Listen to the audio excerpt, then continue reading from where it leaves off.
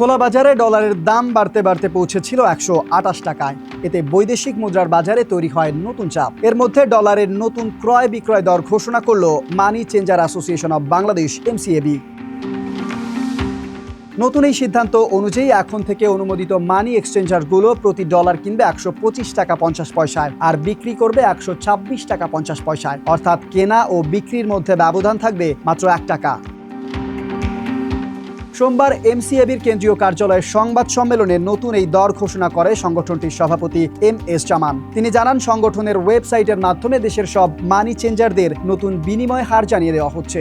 কিন্তু হঠাৎ করে নতুন দর নির্ধারণের প্রয়োজন কেন হলো? লোডশেডিং কিংবা ঘরের বাইরের তীব্র গরমে ওয়ালটন রিচার্জেবল ফ্যান থাকলে থাকবে শুধু বাতাস আর বাতাস।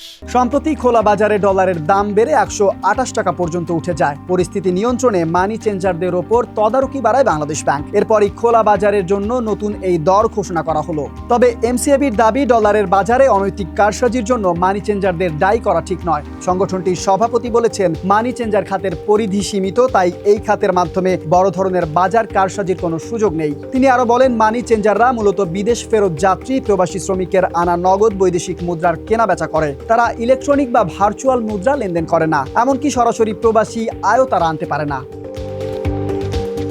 এদিকে MCAB বলছে, ব্যাংক এবং মানি চেঞ্জারদের জন্য ডলারের লেনদেনের নিয়মে যে বৈষম্য রয়েছে তা দূর করা প্রয়োজন। বৈধ বাজার সম্প্রসারণ এবং অবৈধ ডলার মার্কেট বন্ধের নীতি আরও সহজ করারও দাবি জানিয়েছে সংগঠনটি। এখন দেখার বিষয়, নতুন এই দর খোলা বাজারের ডলারের অস্থিরতা কতটা কমাতে পারে।